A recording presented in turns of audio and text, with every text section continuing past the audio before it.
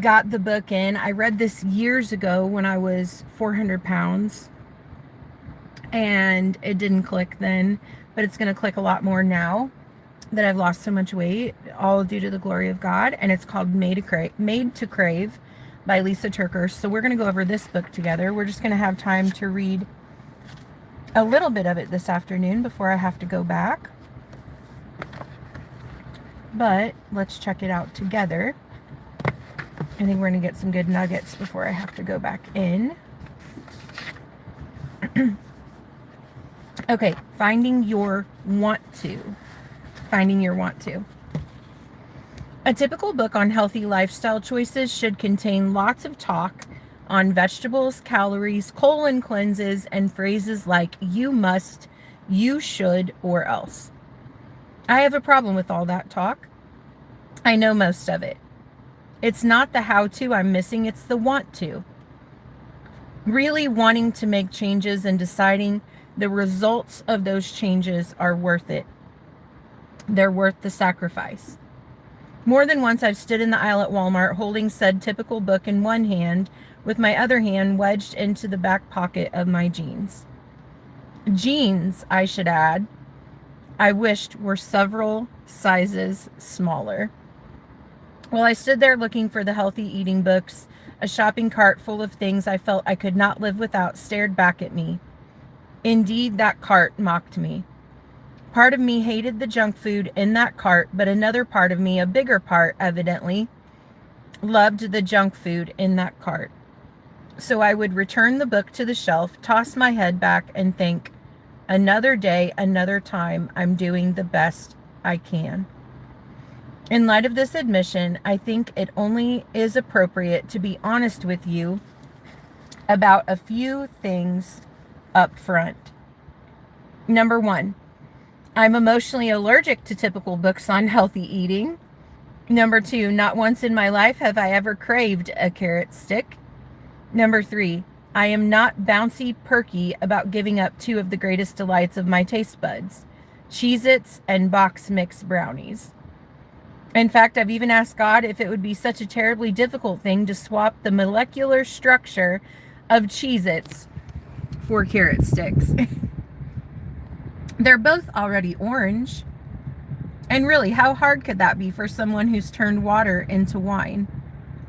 I wasn't sure I had any business writing a book like this. I'm a simple Jesus girl on a journey to finding deeper motivation than just a number on the scale for getting and staying healthy. You see, I'm not writing this book to beat your taste buds into submission. I'm not writing this book because I have discovered the magic diet program to get you skinny by tomorrow.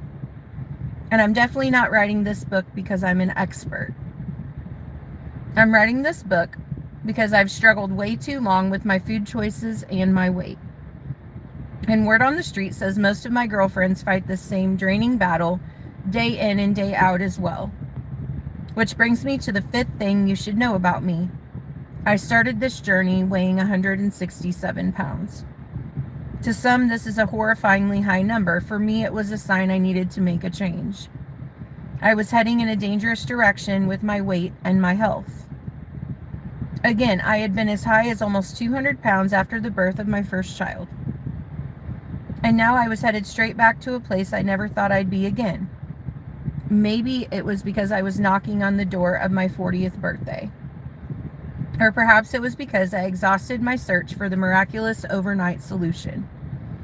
I finally realized the weight was going to continue to go up unless I make changes. But the thought of taking the plunge and signing up for another diet made me want to sit and cry and eat. And cry some more and eat some more. Well, you get the not so flattering picture. To others, 167 pounds is a dream weight.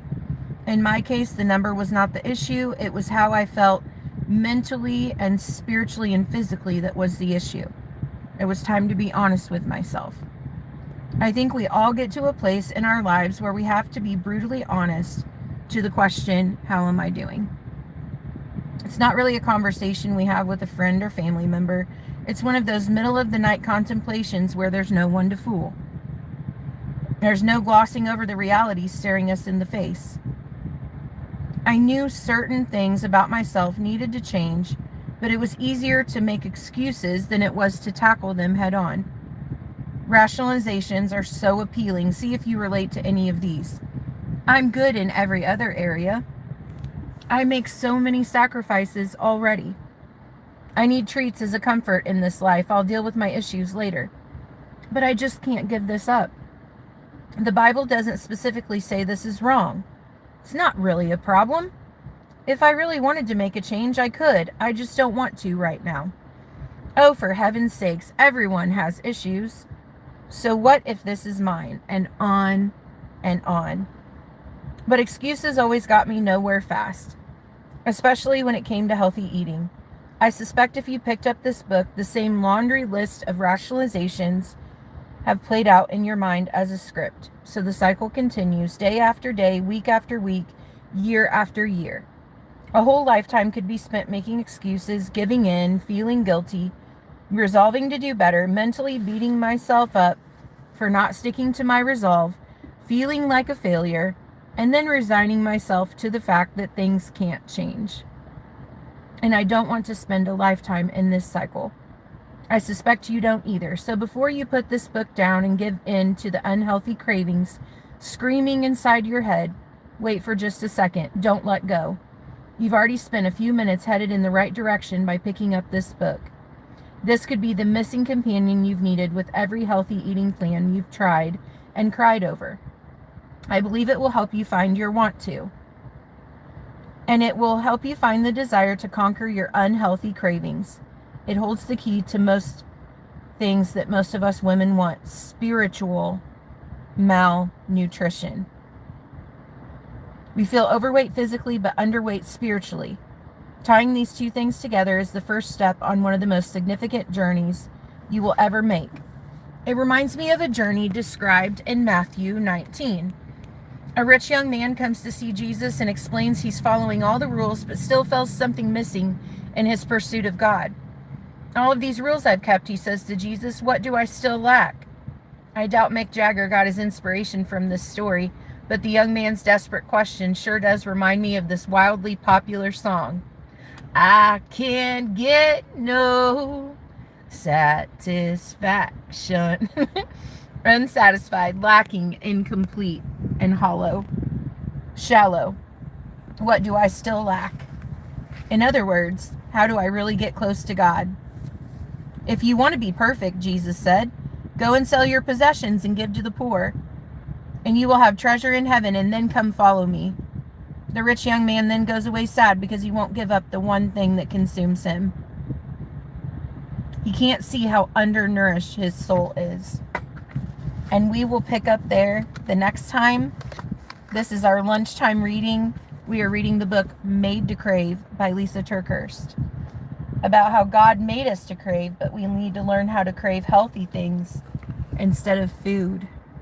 I love y'all. Have a great day.